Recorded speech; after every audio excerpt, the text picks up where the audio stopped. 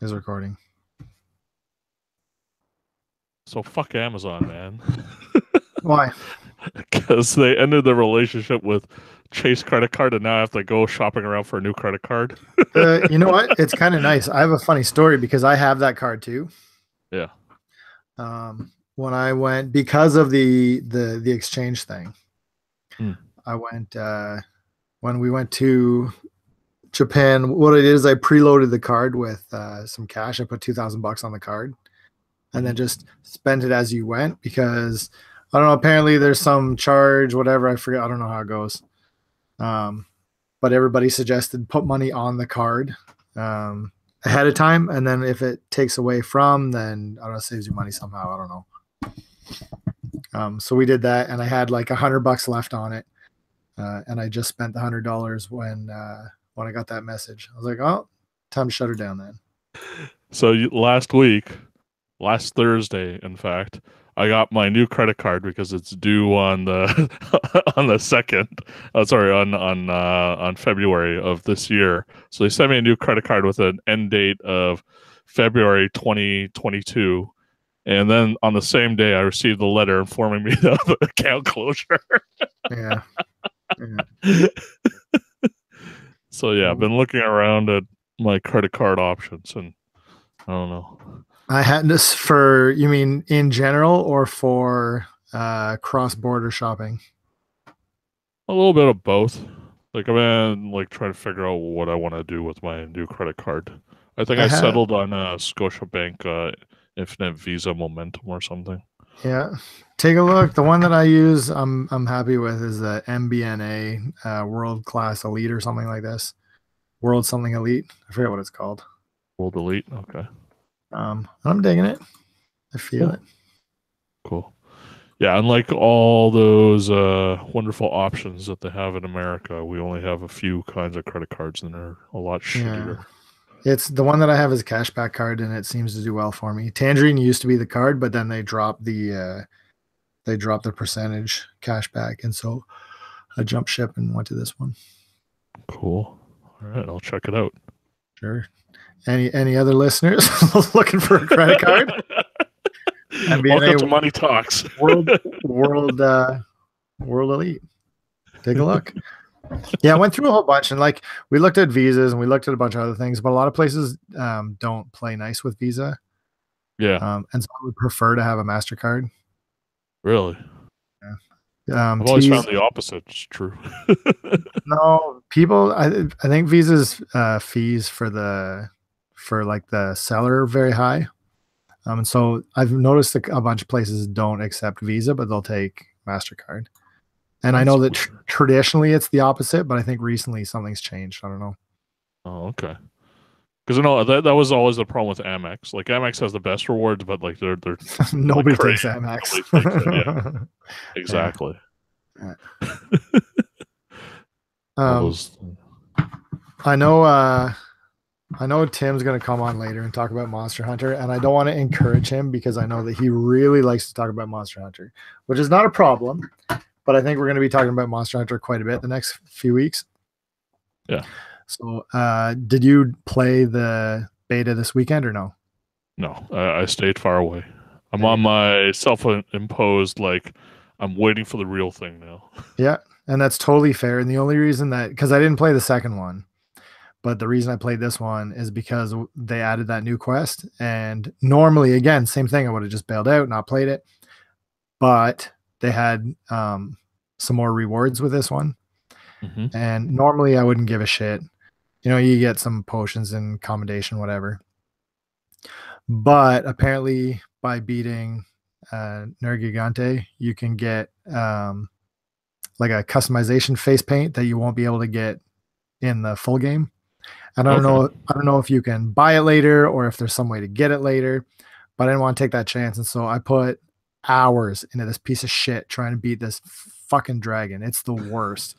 And he is quite easy. Like so I don't know if you know about they have like regular monsters and then there's elder dragons. Hmm. And elder dragons are um they're usually jerks.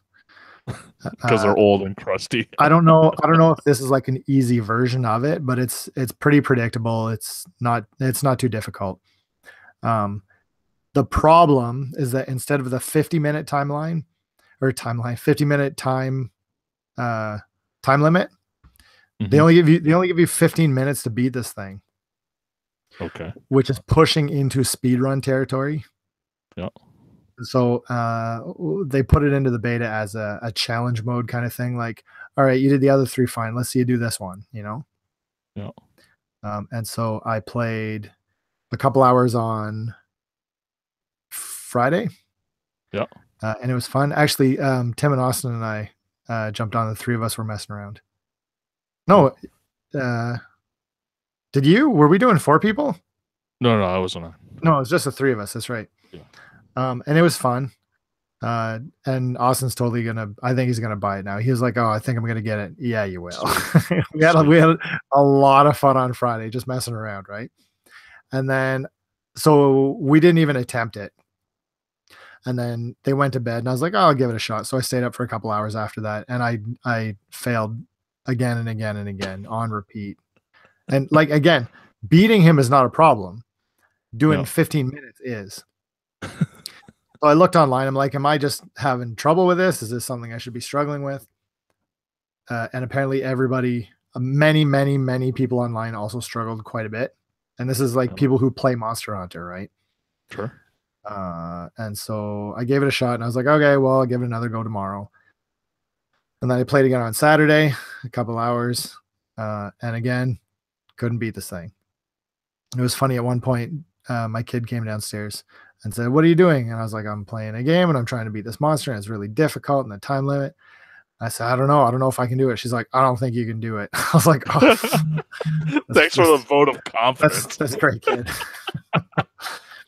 I learned from you, Dad. in her defense, I couldn't because I couldn't do it on Saturday either. And then I figured, it was last night. I had an hour left of the beta. It ended at 9 p.m. EST. And it was 8 o'clock. I put the kid to bed. I was like, I'm going to give it another go. I'll try my best. So I jumped in, lost it again. Second time, everything clicked. Everything came off smooth as butter. Like hits swinging the right way, like target hitting the right way, dodges at the right time. Just absolutely beautiful. Like, and it's frustrating when I forget to save something on like PS4, like the media share thing, because I would love to have video of that. But I got them down, which was awesome. I was really, really excited. Sweet. Do you have anything in video games? So, I mean, part of it is I wanted to brag and say that I beat that motherfucker. The other part, can you think of time? You freaking earned it. Now sure. You're gonna be like now you know how elite it is, because even a lot of the Monster Hunter people never got the face paint, right? So, and I'm not big on face paint in customization, like character creation, but you better be darn well sure that my MC is gonna have that face paint on.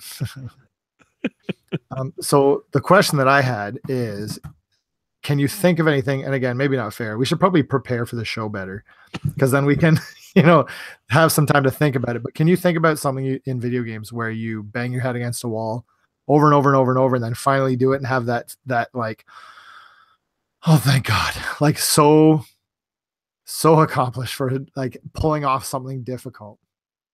No, because I suck at games. Oh, not necessarily. No, I think that relief for me comes from like puzzle games, to be honest. Like that's the only time that I have that kind of relief. Like I don't go for like those crazy stupid challenges, like the stupid like like the classic ones like Final Fantasy X's lightning thing for Lulu's. You remember I did that shit. Yeah, I remember you did that. I was like, I'm not gonna even bother even like picking up this quest. Like there's no point.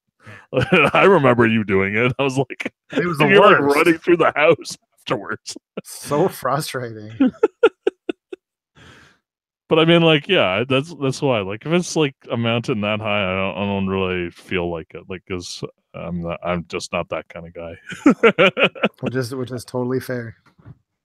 I don't know if it is. Like, maybe I'm that kind of guy for like work and stuff, because like for me and work, I don't really care like how how difficult it might look for other people. Like I'll just slog through it and get to it and eventually like overcome it. But I feel like I have the determination to do that in real life. I just don't know if I have the determination to do that in games anymore. If it means something, though, a lot of the times I'll give up something very easily. But for something like Monster Hunter, sure, I'll do it. Sure.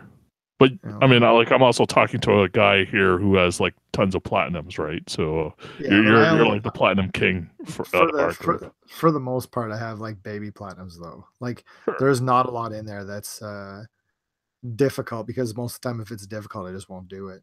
Do you remember that shit with, I think, was it Sonic Adventure, where you kept running the first level trying to beat that time attack or something? Sonic Adventure 2, I think. Yeah, there was a time attack that you kept doing over and over until you did it perfectly. I remember something like that.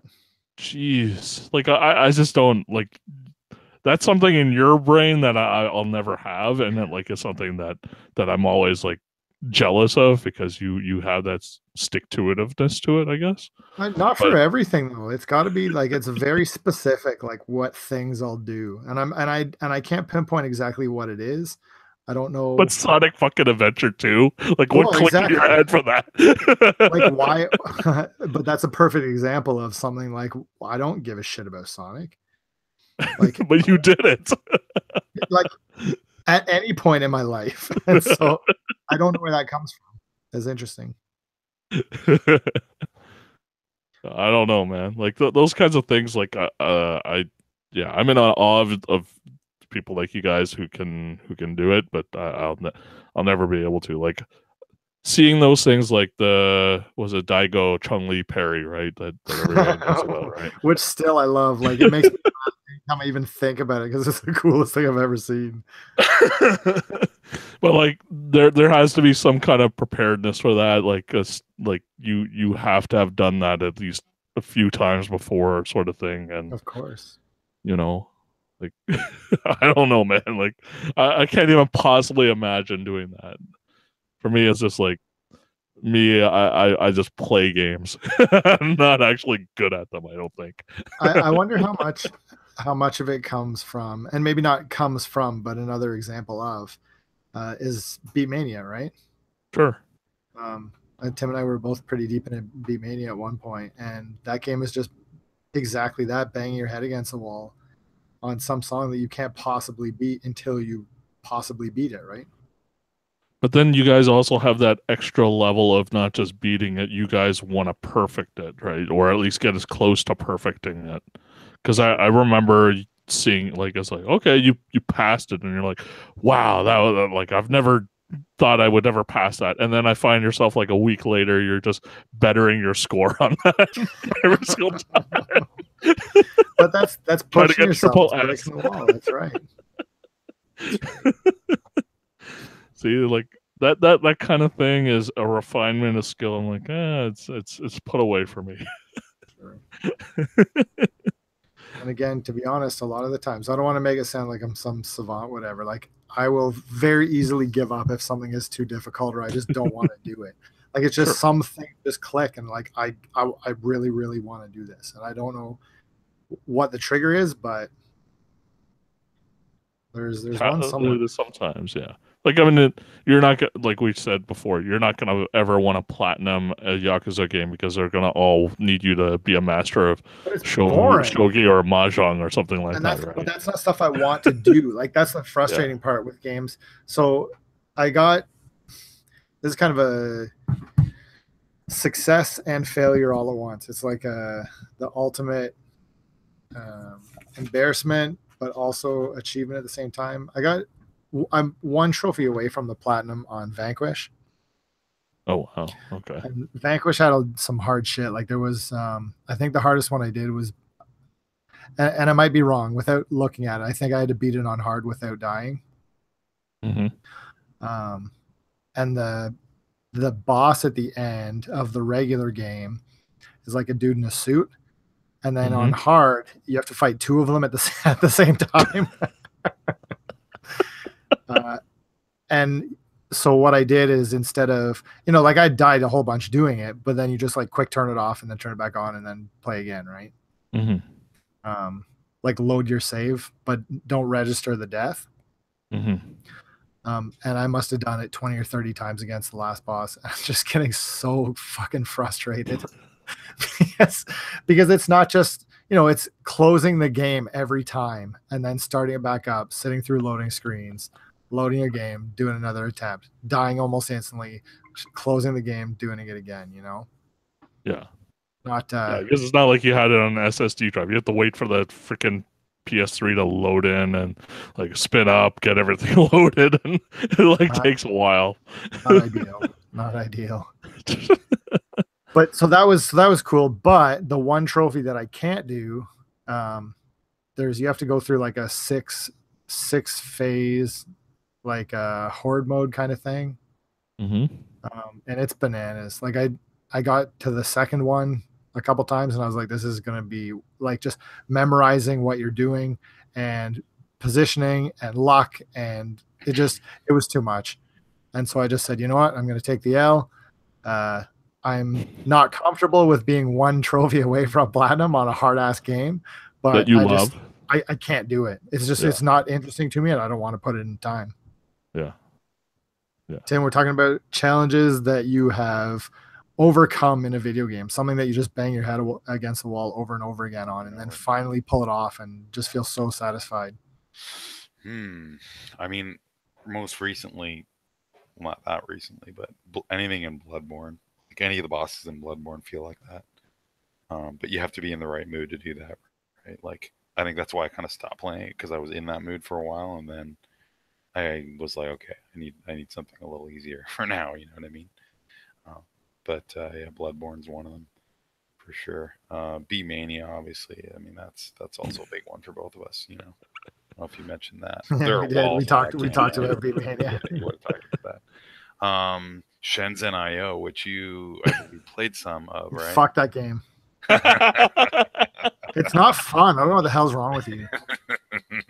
You sounded like you were having fun when you sent me a message saying like I'm a genius. Well, no, when I was a genius when I finished the first puzzle. You only did the first one? Yeah. Oh, come on, dude. You barely played it. You barely scratched it.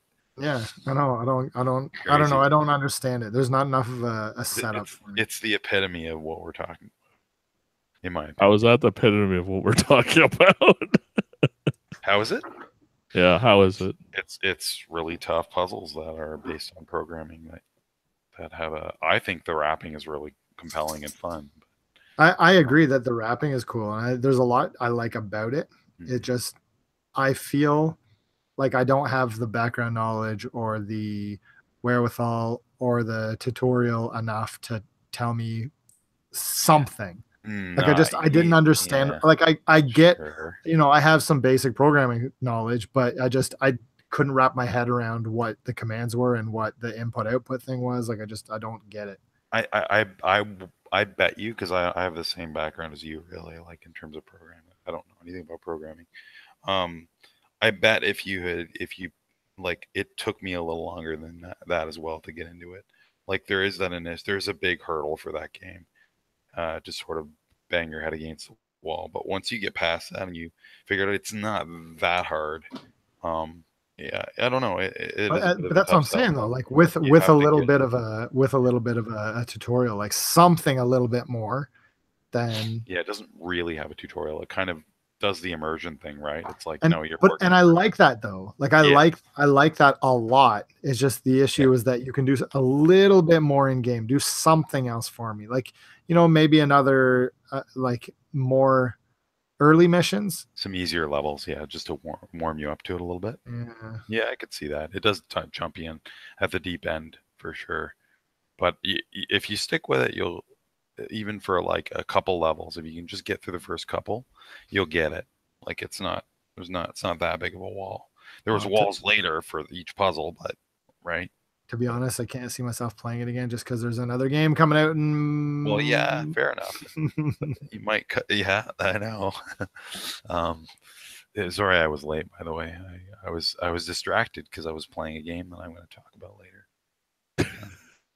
But and I lost my voice. If you can't tell, Friday I just started losing my voice towards the end of the day, and I thought, well, maybe I strained my voice. Nope, it's laryngitis. Yeah. Funny thing Stop about licking laryngitis. all the handrails in your hospital Yeah, clinic thing. Sure. It's no handrails, but yeah, I don't know what happened. I got it from somewhere, but I felt fine. It's just like, oh, I'm losing my voice. Interesting. And I felt totally fine. And then I had this like yesterday. I just felt like I needed to sleep all day. Tim, you better recover before Friday, otherwise. I'll be okay. You know, I am gonna be jumping on at midnight for a bit. I think, unless, yeah, so like, just tool around in there a little bit, watch the opening movie and that kind of stuff. So what's the plan right now? Like we're gonna do a so Chris and I took that time off on Friday. Yeah, I couldn't, unfortunately. I got a bunch of people coming to see me, so I can't quite Fake do fan. I'll be doing some midnight, don't worry. So we're doing like Thursday midnight is what we're gonna be doing. You don't have to. I'll be on Thursday during the day midnight for sure. Yeah. So I'll do a little bit because my Friday's gonna be fairly easy anyway. So I can stay up a little bit late. Yeah, Ken, if you're down, I'll do Thursday night. Sure. But don't let's go talk Austin on it. Yeah, for sure. No, we won't go crazy. I think my plan for Thursday night is maybe craft like a first set of armor and then be done. That's pretty crazy, actually, just doing that. No, but from what's the first guy's name? The lizard guy. Yeah, not the crazy fucked up chameleon that we fought. That thing was the best. That was amazing, Keenan. So far, my monster so far. So great. He's one of the new ones. Sweet. I was explaining before you came. I don't know. I was explaining before you came on that we played. What was it? Friday night with Austin. Mm-hmm. And had hella fun. Yeah, we had a good time. Austin gets it. Yeah, for sure gets it. Yeah. What was Austin using? I can't remember. Great sword. Oh, great sword. Yeah, it's a tough weapon at the beginning. Yeah. Oh, it's gonna be great. I so much so that I went to see if I could upgrade my regular version to a digital deluxe because I have so much money on my PlayStation account from Christmas that I'm like, well, it's only $10 if I could exchange it, but there's no way to do it. Yeah, unfortunately, that's frustrating. I was kind of hoping the same. I got a bunch of PlayStation bucks for my birthday. And so I'm the same. I have like $160 just sitting on that stupid thing. And it would be great if I could somehow refund my pre-order for a game that isn't out yet and then pay with. But you have to write them out. You have to fill a thing in online. Yeah, but I don't want to do that. I'll just save and buy another game. Yeah. But I would have preferred to do that. But you know what I'll probably use it on, which is the dumbest thing ever. What? The Dragon Ball Fighters has not yet, but what is it? April? They're gonna release like a original music pack that you can pay for. That would be pretty sweet. And so for that, so it's got like, I don't know, original openings and shit like that to play instead of like the video game music. And that stuff. You know what? This is something that I think, what do you think about like charging money for this with the excuse of, we got to pay royalties? Okay. That's kind of a cool thing, right? It's something I don't know. I would say that it's somewhat important to me.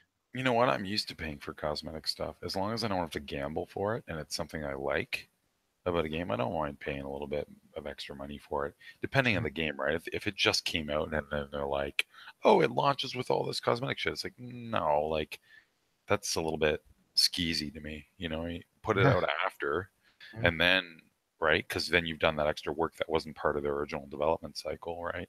That's a bit different. But like, for example, I wonder if Monster Hunter will have some stuff. I don't know if it will. Everything that I've heard so far is all going to be free DLC. Yeah. Like whether that lasts or what, but I can't see what they would put in the game that I would want to buy exactly though. New monsters. If the new monsters weren't free, would you buy them? Yes. I would too. I don't, and I'm kind of the same. Like if it's something that I really care about and it's post-launch, like this is something that you're working on past the game coming out, I'm all about paying for it. I don't mind at all. It gets customers on your side, you know what I mean? Like longevity of the game. It's the on-disc shit that pisses me off so hard. Well, that's usually what the DLC the Capcom does is anyway. Yeah, which is garbage. But it's free, so who cares? Just staggered. Speaking of cool unlockables that you do not have to pay for sometimes with change, like I always liked how, and I was looking into this because I remember last week I was talking to him how I started up Spada, Beatmania Spada. It actually has the arcade has some unlocks that are tied to your account where you can change the. There's only one option for the select song music. Unfortunately, I thought there'd be a whole bunch, but you can select. You can unlock if you had an account over there. The different note beam effects and the note hit effects and all that stuff. So it's kind of cool. I didn't realize the arcade because the old console ones had all that stuff. Remember, you would unlock that, and I used to mess with that all the time and put like different custom background music on. And it's games like that. Like when you're going to be spending a lot of time in a menu, and you can customize those elements, it gets kind of cool. I used to spend a lot of time. I mean, I'm sure you guys did as well. Like in RPGs, right? Like, did you guys ever customize your menus and the fonts or the colors of the menu background? I used to do that. The first thing I would do in a game, like I get a Final Fantasy game, new Final Fantasy game, and think about which menu backgrounds I wanted to use. Colors, yes, no, not really fonts or not too many. There was like Suikoden where you could like find like windows around like in the world and like change the way the flourishes around the window look like. Oh, you could unlock them. Yeah. You go around the world and open them up in chests, and then you'd have to find the character who would allow you to do that and recruit them. So I like that. I like that definitely. Those kind of things are neat. I don't know. Like those kinds of things are nice. If they do something nice with the DLC, that's fine. But I'm more. There is that kind of stuff in Monster Hunter as well. I'm pretty sure like they can customize a ton of stuff about that game's UI, which is really cool.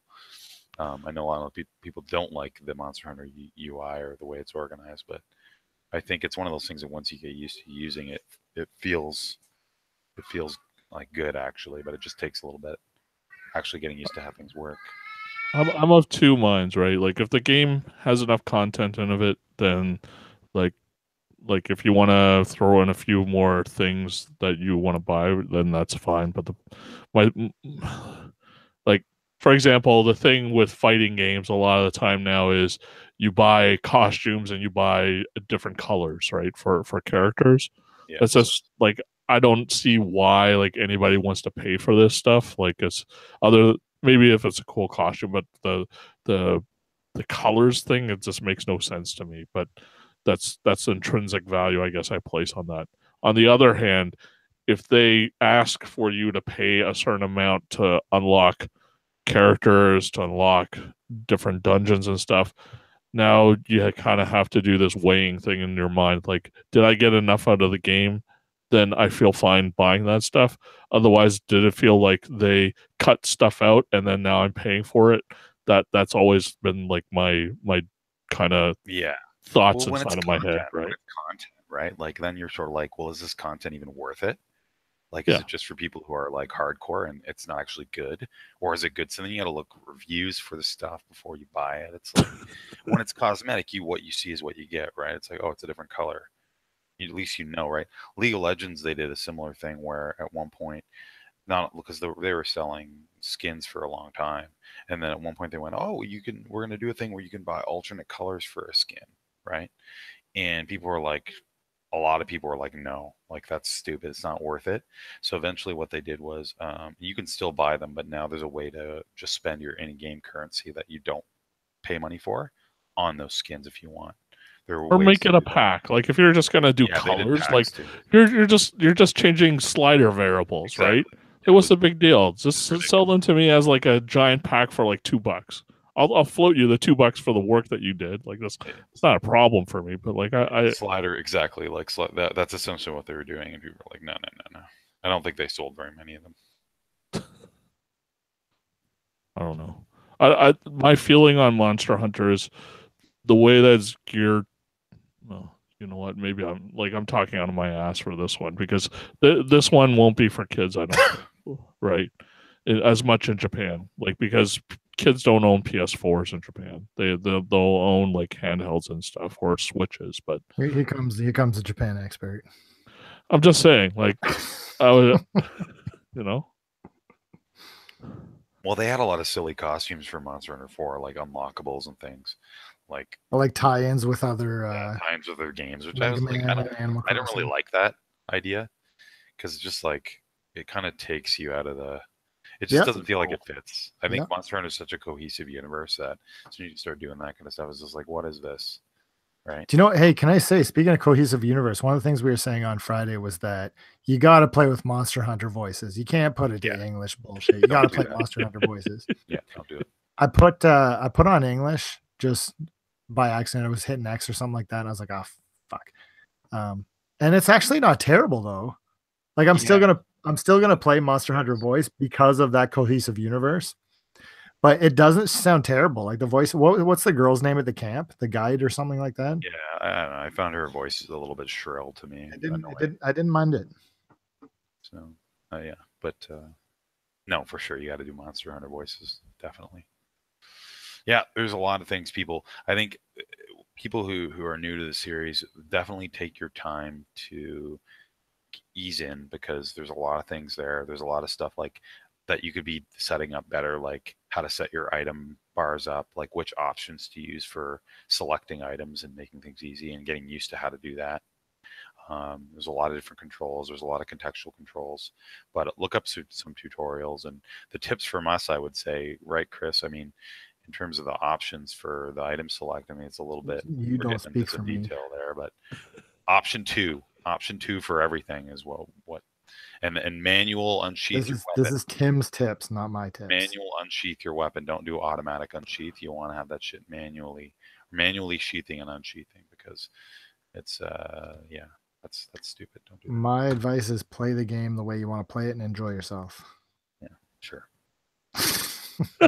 Manual sheathing. Just do that. At least do Tim's all about the manual unsheathing. Yeah, come on, man. No automatic stuff in Monster Hunter games. So, so like, can we put a kibosh on everything Monster Hunter and we play it on Friday and have something to talk about next week? We spent half an hour talking about a game that's not out yet.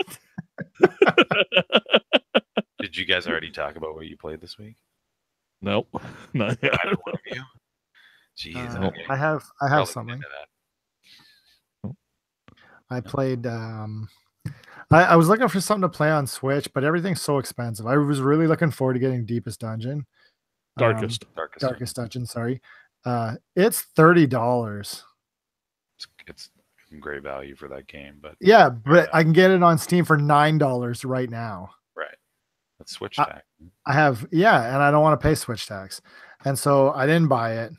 I'll wait for a sale. But I was still itching to, you know how you said with your PlayStation money, just itching to buy something. And that's kind of how I am with Switch money. And so I ended up picking up a game called Yodanji. Have you heard of this thing? How do you spell it? Yodanji. Okay. Sounds like a puzzle game. It's not. I don't want to say what kind of game it is because you guys are going to jump all over me. Okay, how are you going to talk about this game then? This is a game in which the theme is Japanese yokai.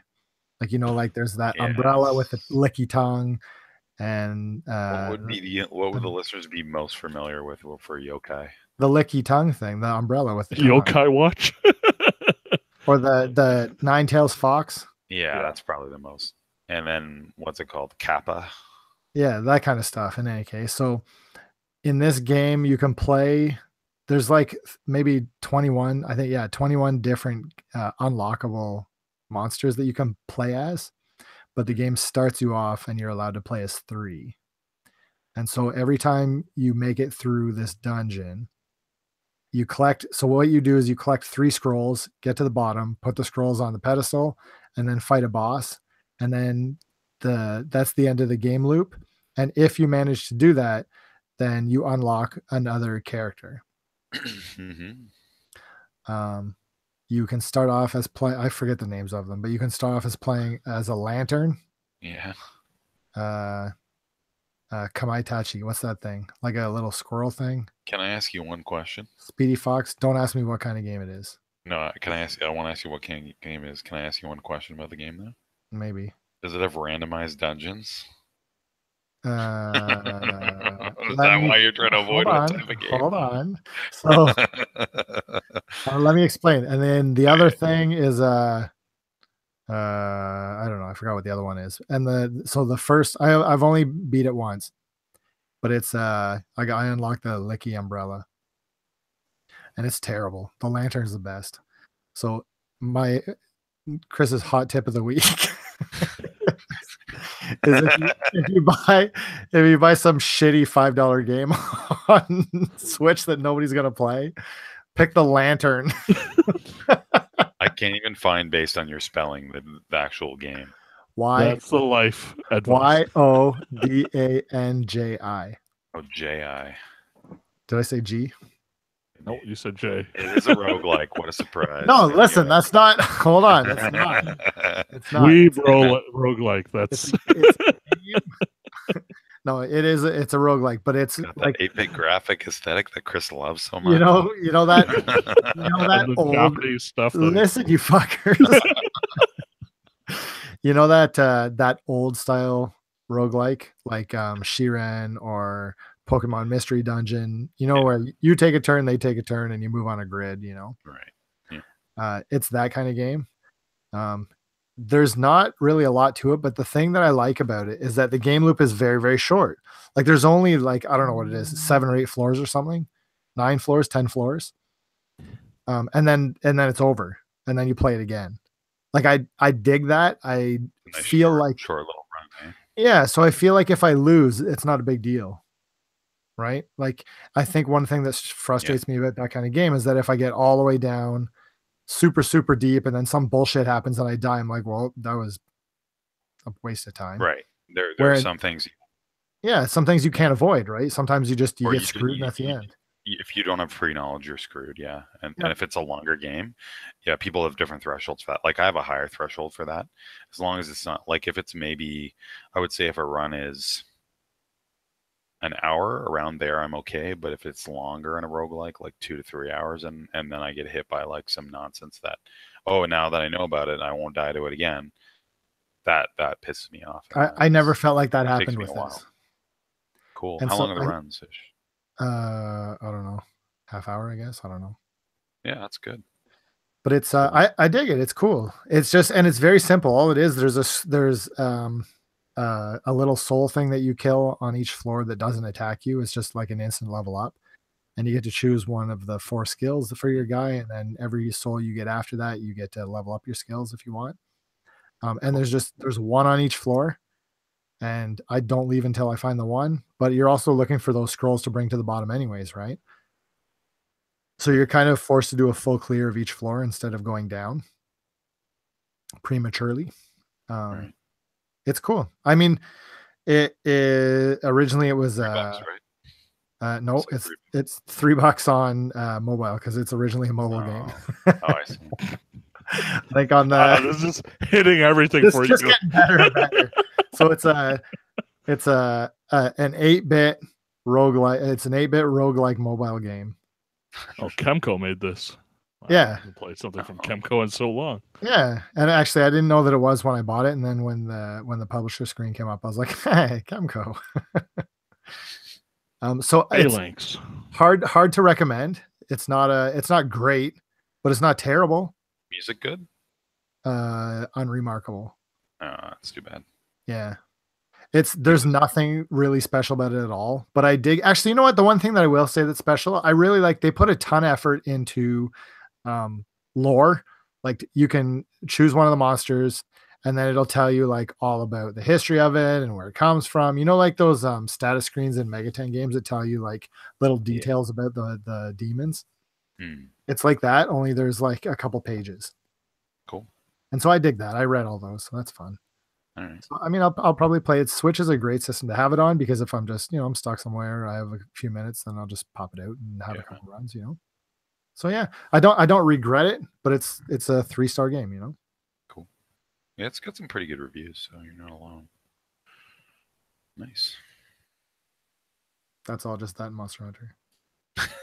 Monster Hunter World demo. Okay.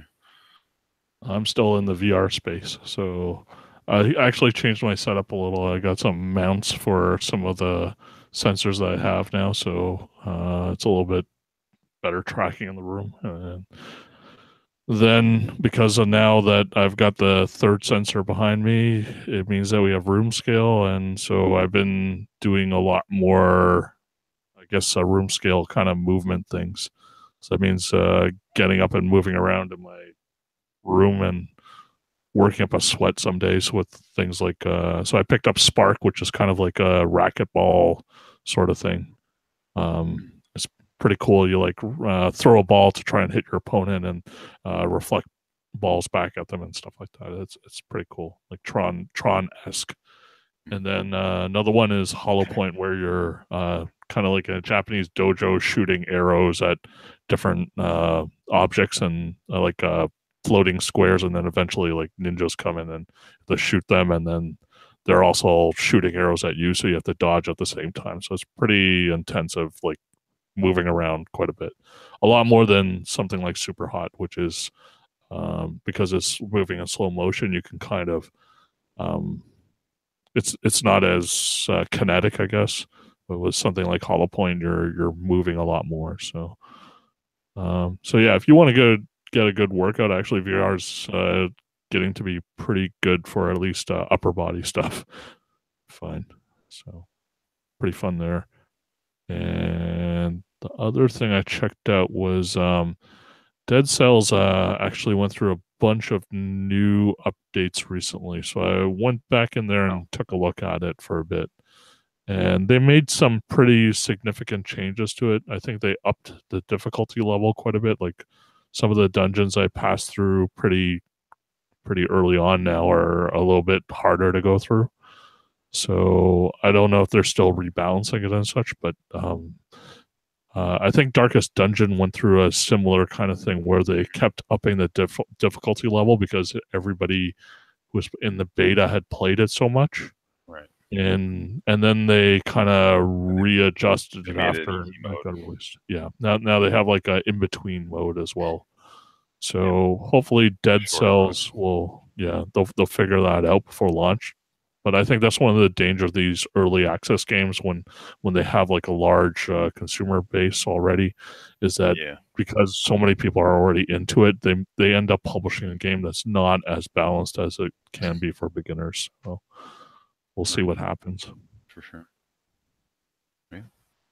Yeah, that's what I was doing. Before Tim, I want to hear what games you're playing. But can I just, while we're on the topic of VR, you guys see the trailer for that game Beat Saber? Yeah, I did. Holy shit. That's very cool, eh? It looks crazy. Yeah, and it didn't even show all the mechanics. Like I saw some videos of people playing it. It's cool. Can you see this thing? Yeah, speaking of a freaking workout. Yeah. And that's when you said VR, I was like, oh yeah, what was that game? And you said workout. I was like, Beat Saber. If you haven't seen it, you can check out the video. It's I guess you hold the two controllers like lightsabers, and then it's like Guitar Hero, only you have to swing your swords and hit them in the direction that they're coming down the thing. It looks really cool. The music actually didn't sound that bad either. Yeah. So I thought it was going to be PC only, and then I checked the website and it said PS4. I was like, oh yeah, now we're talking. The freaking description is Beat Saber is a VR fusion of DDR and lightsaber combat that we all needed. Sounds good to me. Yeah, man, put some music in there. I'll be on board with that. Did you play anything, Tim? You said that you were playing something before you came. Did you talk about it or no? No, I haven't talked about either. A couple things I put some time into this week. Let me try to remember here. Wait, what was the other game? You only get one, so. No, there's two. Why isn't it on my list here? What the hell? Oh, Slay the Spire. Yeah, it was one of the games I got during Christmas. One you guys picked up for me. A lot of people are playing it. It's kind of a card-based deck building roguelike. Sort of the combat it works out to be kind of old Final Fantasy style, where your character's on one side of the screen and the monsters you're fighting are on the other side. And then you go through nodes on a map, right? And there's different nodes for different things, combat or the shop or whatever. And you, the enemies telegraph what they're going to do for the next round, and there are ways to like manipulate your deck and manipulate your discard pile and your draw pile, and there's a whole like passive item system, so you can get passive items every time you beat a boss enemy or when you find a treasure chest. So you start building up all these passive items, or you buy them at shops, and you can start making interesting builds each time you play. Like I think I probably did. I got a win after maybe 15 or 16 runs. Each run probably took between 10 minutes to 30 minutes, maybe a little longer. And it's really fun. Like, I mean, it's still early access. And I think they will need another whole level, maybe would be nice. Um, Maybe some more characters, a little more, a few more enemies. But so far, like, I like what they have as a base. It's the deck building part is really, really fun. You can upgrade cards too in it. So you're not only building a deck, but you can decide which cards you want to make stronger. There are ways to remove cards from your deck if you don't like them. It's cool. It's cool. Sounds like pure crack for me, so I got to be careful about this game. Yeah, wait till it launches. But there's some cool mechanics, like enemies who like daze you. They put daze cards into your deck. When they cycle into your deck, they're like dead cards, or they're burn cards that cycle back into your deck. That enemies apply burn to you, and then they do damage when you discard them. And then there are ways to get rid of cards that are in your deck, like in your hand. So there's cards that'll like purify, and you can pick cards to just dispose of. It's neat. There's one-time use cards per fight. Like it'll be in your deck, and then when you use it, it's gone. So it's gone from your deck, like they're burn cards. Deck for that fight. Oh, okay. They're really powerful, right? So there's some neat things. Yeah, it's cool. So I beat it with one of the classes. And apparently there's multiple bosses at the end of the game, depending on, I don't know which character or randomly. The boss that I fought, I had a crazy build where like I would continually stack armor, and I had a passive that let me keep armor between rounds of fighting, so I could keep stacking armor over and over, and eventually I won that way. It was a bit cheesy, but it was fun too. So animations aren't my favorite. The music's good. Pretty good, but the animations and the way the characters look is pretty distinct, at least. But I don't know if it's my cup of tea yet. Like we'll see. It might be one of those games that just sort of you get used to the way things look, and then it gets sort of becomes cohesive later. But yeah, it's really good for early access. Like it's a lot of people are playing it on Switch or on Twitch TV right now. It's pretty popular, so that tells you something about it. Yeah, it's good. Cool. And then the other game I spent even more time with, and I'm so itched. This is the one I was playing and lost track of time again today. Is Subnautica.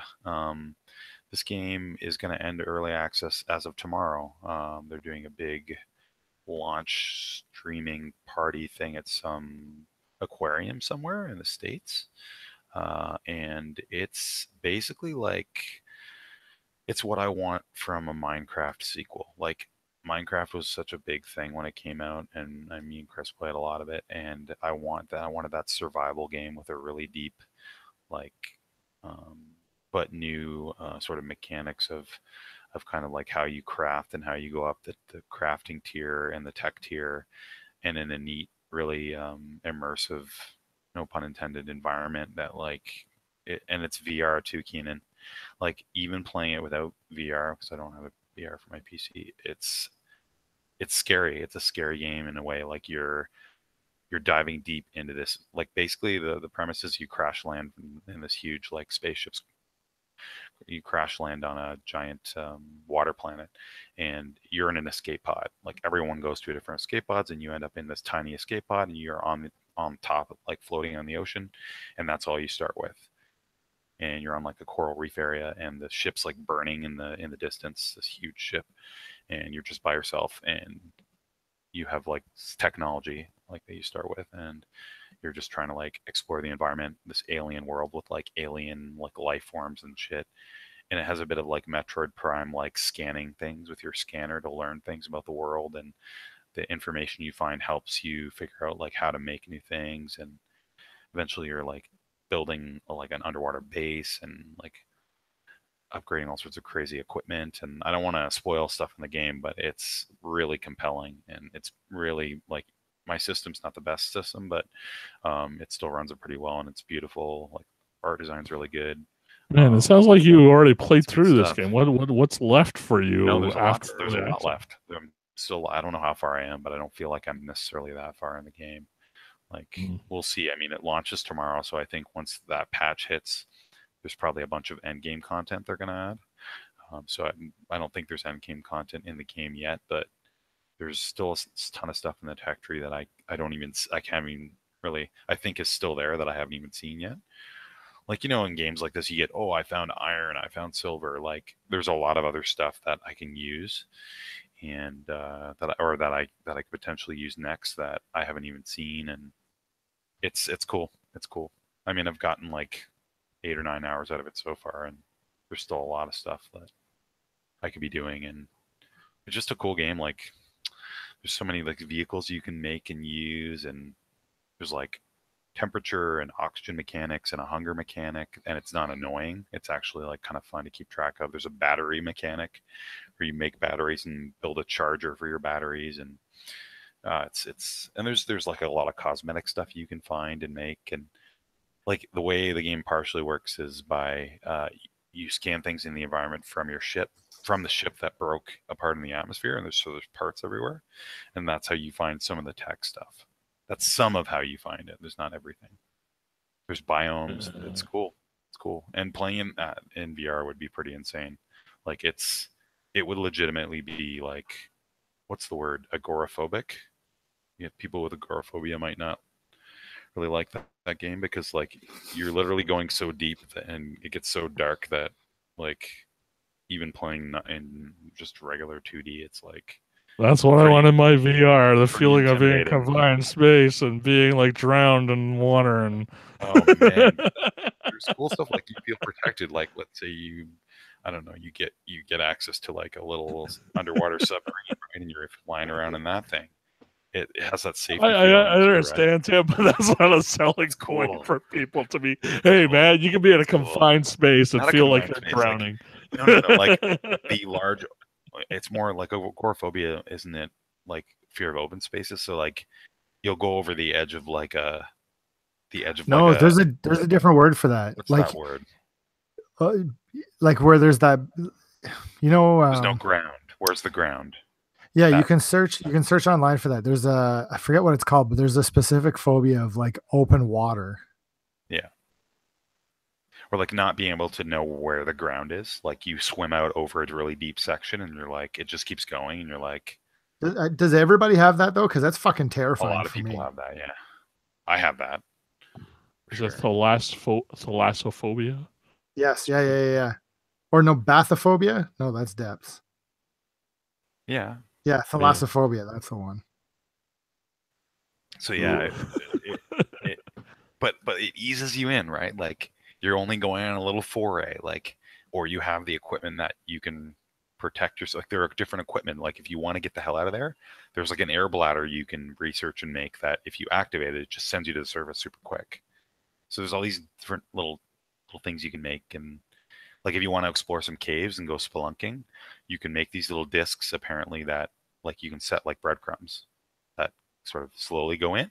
Oh, my oxygen's running out. I gotta go back to my little thing, get oxygen. Like I haven't felt like I've been under tons of pressure in the game, but I can see in VR that it would add that extra element where it would feel even more immersive. So yeah, it's really, really cool. Like this is what I wanted out of another survival game. Yeah, it's pretty popular too. Like I knew that a lot of people were talking about it for like even a year ago. So I'm kind of a late to the party situation, but I'm glad I jumped into it because it's pretty cool. And the music's really good too. There's a lot of contextual music and stuff when you're in the environment that kicks in. Would you say it's a visceral experience? I would say that for sure. So yeah, Keenan. Think about it. It's cool. Well, look at some videos of it. Like, see what you think. I think it's been on my list for a while, but like it was always in early access. Yeah, tomorrow it's released officially. Yeah, I'm not buying that before Monster Hunter. You're out of your mind. Sure. What's a different game for different For different time. Yeah, but you can't play 2 games at once. Yeah, of course not. I can't. I Well, know you're you not might be Joe, playing but another I game for the can't. next, like, I don't know how many months.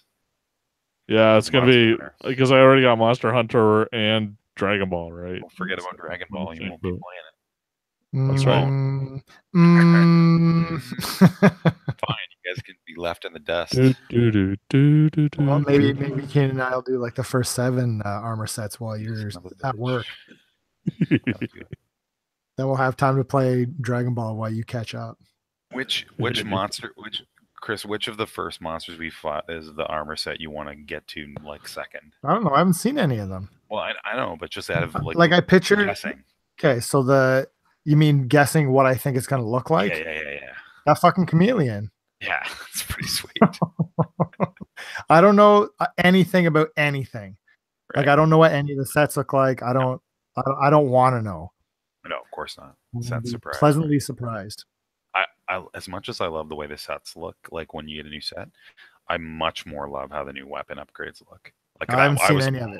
I haven't seen any. Oh, in previous games, yeah. Yeah, that was my favorite part. Like, what's the next weapon going to look like? Yeah, because it usually takes you a little longer to make the weapon. I found in the past, or you sit on the same weapon for a long time. But, I just hope crafting in Monster Hunter World isn't like 4 or 5 step processes where you're making materials to make other materials all the time. It's just no. Okay. It's directly. You need these pieces from these monsters. Yeah. Good. I will like this then. Yeah, no, they never have done that. Well, However, you won't like it because they never drop, and then you have to fight the same monster on repeat. 2% drop rate. Have you heard of the Desire Sensor, Keenan? No. Yeah. Okay, so Monster Hunter, this incredible technology that no one's been able to match is they have this thing called the Desire Sensor. I don't think it's real though. Isn't that the joke? Dude, it's real. It's real. So. The more you want something, the less likely it is to drop. It knows. Oh, so this is a Zen thing. So if you are entering it into a feeling of nothingness where you don't need anything. It knows. It can read your mind. Well, now, I mean, your heart, your true heart. Yeah, don't even pretend like you can trick it because it knows. Well, now they really can do that. As much as you're joking about it, because there are wish lists in one, right? Are there really? Yeah. So if you want to find item, like you can set it on the wish list and it'll have it. There's an easy way to access the items you want. Cool. Actually, the one thing I did read is that there's a queuing system too. So what you can do is set, I want to make this armor, and then as soon as you have the pieces for it, it automatically makes it. I probably won't turn that on though. I like going to the thing. Me too. You know, I want to hit that button to get a new weapon or new armor. You can backtrack stuff too, apparently, and get your shit back. Okay, so if let's say you want to go up the other tier of the branch point, you can do that if you want. But I usually make more of them. I don't care about that. Yeah, that's kind of how I feel. I'll just make another two. I agree. I want to have all of the versions of my friggin' weapon. That takes so much work. Yeah, but it's fun work, dude. You know it. Yeah, I'll be down. I might do the same thing. I gotta tell you, that fight that I had with Nergigante. Yeah, let's hear about it. Because you got it right. We talked about it. We talked about it already. Right down before the wire, like a half hour before the demo ended, right? Half hour before the demo ended, I picked it up. So did you get the unlock? Like, did it give you a little message saying you got? Because you're supposed to get some face paint thing. Yeah, but it doesn't unlock until you get the final game. And I was saying to Keenan, like that's one of those things. I'm not usually into face paint on a created character, but you better believe I'll be wearing that thing. Well, yeah, it's a badge of honor at this point because that shit looked pretty hard. What did you end up beating him with? Hammer. I destroyed him with hammer. It was amazing. Cool. And that's what. Not to rehash over what we talked about for 20 minutes already. I'll listen to it later. But just sometimes it clicks. You understand that feeling. Sometimes it clicks and you turn into like the destroyer. Yeah, you're just moving exactly the right way, whereas with the monster, and you're just like shredding the crap out of them. Yeah. And then the game feels the opposite sometimes, where you're like doing the exact wrong things and getting smacked like. And then you get pissed off and go to bed angry, and I know No. that feeling too. No, I absolutely feel that. Yeah. That's the There was one anything thing. else. That's the one thing, Keenan, I think that you might want to temper yourself. It gets frustrating as shit when you're trying. Like, I need this material from this guy, and we're dying on repeat. Like, we can't beat this motherfucker. That's hard. It's hard to walk away without any progress. Mm-hmm.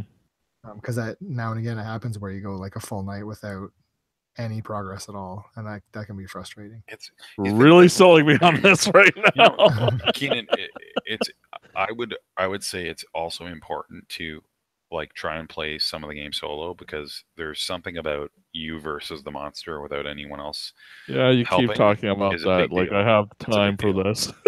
No, like do what you could do is like, let's say you're playing mostly multi, right? And you can go back and fight some of the easier monsters on your own, right?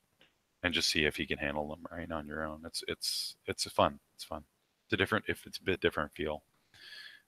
Because the game's designed to be soloable. Just play the game you want to play. Yeah, but I'm just saying. Then that way, don't feel like you have to play with people. You don't. What if I want to? You heard it here first. Tim's like trying to talk me out of like playing with you guys. What the hell is this shit? No. Before the game comes out, Don't want you to miss out on part of the game. it's okay. I don't want you to. Yeah, but like go solo, so I don't have to play with you. No, I like playing with you, jerk. I'll play with you. Don't worry. All right. Looking out for you. Do you guys play anything else, or is that the? There's not a whole lot else going on video game news or anything this week. I found. No, all the big stuff's next week, and then. Oh no, that's there's a all. big one. I don't know if you guys were interested or following about this. It's a big piece of crap, or what it was. So Resident Evil 2's anniversary was yesterday, 20th anniversary. Okay, and Capcom's been working on Resident Evil 2 remake, announced like 3 years ago, 2.5 years ago at this point. Hasn't released a single thing about it.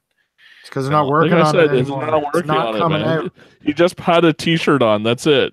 He said that he was last week. going in for a talk. That's all he said. Last week, that the Twitter account for the Capcom Dev One or whatever that Twitter account posts some cryptic photo. Hey guys, how's it going? And there's the edge of it's a picture of a window, and on the desk it's basically the edge of a typewriter, right? And then remember, you guys weren't there for that whole friggin' Resident Evil 7 fiasco where they kept teasing, and they released that demo. Remember the Resident Evil 7 demo? I think, Chris, you played a bit of it. There was this thing about the dummy. There was a dummy finger you could find as an item in the demo, and they didn't do anything for like months and months and months. People were trying everything, trying to figure out what the hell this thing did, figuring out like with the PT demo how you could figure out how to get through it, and you get a trailer for what the game was, right? For I think Silent Hill. So people were like playing the hell out of this thing, and what's this dummy finger do? And it didn't do anything until they released the second demo, right? And it was months later. So they had the dummy finger on the windowsill of this window, and that's all it was. And people were like, "Holy shit, this is something to do with the Resident Evil 2." They're gonna release a trailer on the 20th anniversary because it's like a week before.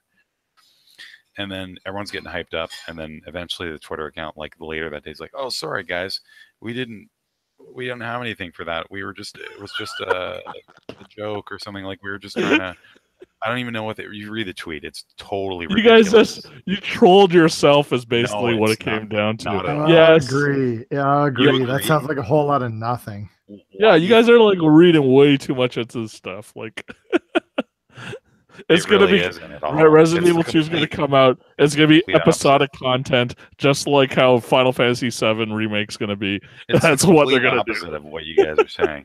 It's completely troll from them. Like the Twitter account. What's the point of doing that a week before like the 20th still in it for a game you've been working on for the past 2.5 years? Because it's Capcom. It's not Hideo Kojima, man. They're two different people. Like with a slightly, like just on the edge of the photo, a friggin' typewriter that looks like the typewriter in the Resident Evil games. Why? Like what? With a dummy finger on the windowsill that they actually have a real life thing of that. It's not even a model. Someone made one of those for a photo of a window. So let me ask you, I Tim. gotta find this tweet. Tim. What additional information have you gleaned from all of this? Like, do you know anything more about Resident Evil 2 than me, who has not followed any of this? No, that's why. That's why it's a Okay. troll. So that's why it's a troll, dude. You should have seen the Reddit, the Resident Evil Reddit was losing their minds. The replies to that post are here. I'll read the post. Good morning. Didn't mean to make everyone disappointed at all, but the dummy finger pics were just saying hello from where we were with the favorite shots of that morning. By the way, thank you all very much for the comments. That's why not take it as they just said that as like what they were doing, and like you guys are still like in it, like knee deep. I still don't know the purpose of that post. The original post was "Good morning, everyone from the U.S." in brackets. Hope you all have a good day. And the picture was a random picture of a desk with that dummy finger in the background and the edge I get that. I get the description every single time. It hasn't changed, but the fact there's no new information is what you're telling me. And before. the guy and Capcom's official stance is, "Whoops, we didn't mean to say anything. Like, sorry, you guys are reading way too much into this. Let's stop it here before this becomes a PR fiasco." That's what they said. I could have had them avoid a PR fiasco in the first place. Don't post a cryptic tweet with cryptic things that are about cryptic things you've teased at people in the past about relating to Resident Evil 7. Like, what the hell? Like, this is like it. You expect people to interpret like pictures with no context posted in an official manner on your Twitter. Like, if I post some random picture of something with a cryptic statement with nobody objects in the picture, you expect nobody to interpret that on the internet? No, I mean, what's the point of interpreting it, Tim? Like, okay, fine. We saw Yu Suzuki going around taking pictures of forklifts, and then people were like, "Oh, he's doing Shenmue 3 at the Sony conference." Like, some people inferred that. Does that make your life any richer? Like, do you know anything more about Shenmue 3 at the time? No. So, like, it doesn't really matter. Like, none of this stuff matters until they make an announcement, man. It's about arcs and stuff. It's about arcs and things like that. It's about teasers, right? The companies do this all the time to generate hype. But in and you fall for it. Why would you fall for it, man? You're a grown-ass man. Fall for it. No, they follow through, Keenan. They follow through with it. That's the point. You're living their marketing campaign, their viral campaign. Why would you try and like promote it more? Like, just let them do their thing. Like, it's not even meant for you. It's meant for the people who like to pick this stuff apart and try to be like smart about it. It's all part of their marketing campaign. If it not even is anything. Okay, so then if it's not, then why waste your time on it? Right, I didn't. I checked the thread a couple times and then too excited because I was like, well, this is Capcom. The last time they had like a 20th anniversary or something, they announced that Umbrella friggin' multiplayer Abomination game when everyone was expecting them to announce like a mainline Resident Evil. It was that. Meanwhile, in the rest of the world, there's no education for kids. The Earth's going to hell in a handbasket, and we're all worried about freaking Resident Evil thing. What are you talking about? Yeah, you lost me on that one too, bud. I was with you until that one. So Keenan's lesson is don't get the announcement will be an announcement. Why hype yourself up for it? It'll come out when it comes out, and when there's actual information, then digest it then. Until then, why anticipate the information coming out? And there's Keenan's other things totally to worry on board about. with trolling your community accidentally because your PR team is made up a bunch of clowns. Sure. I don't know. You don't think that they love like whipping fanboys into this frothing? I guess. I don't think they did it on purpose, dude. I don't think they did. I don't know. I think it's completely intentional. I don't know. I don't think so.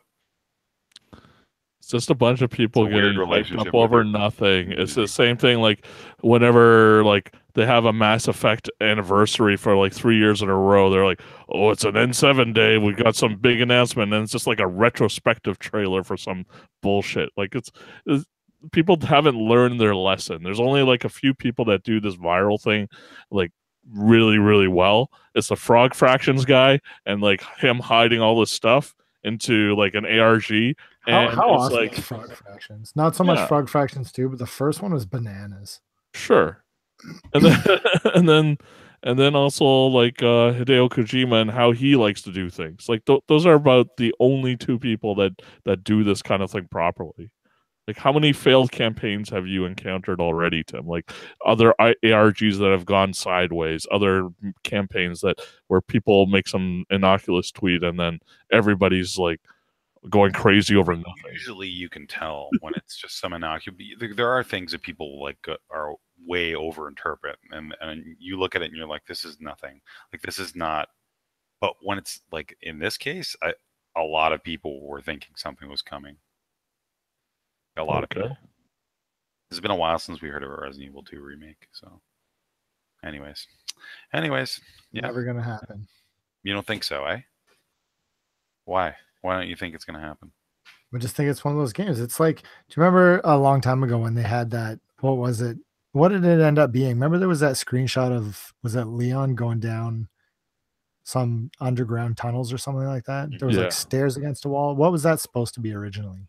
I don't know. It's like a 2.5 that they were talking 2.5 about. or something? Yeah, I remember that. Yeah. It'll be something like that. Like it's proof of concept stuff that like, we're thinking about doing this. We announced it too early and now, we've pissed people off, but we got to step back from it. I feel like it's easy money for them if they make a good game. I don't know. So that's why I think they are making it.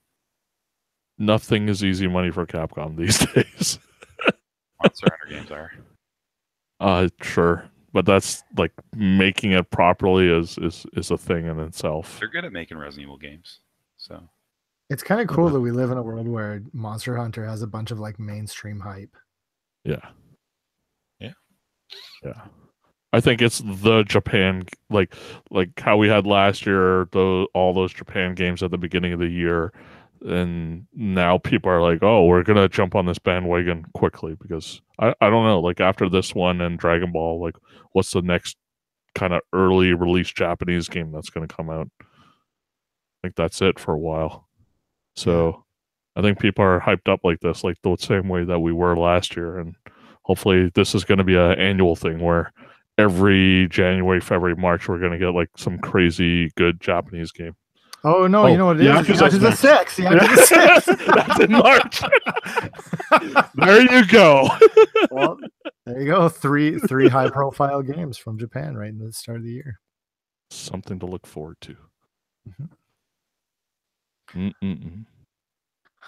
All right, let's put this thing to bed. I want to go watch some Mindhunter.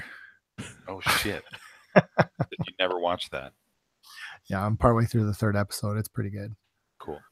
I get you can tell me this. This is not horrible spoilers, but they keep showing that guy at the beginning. Right.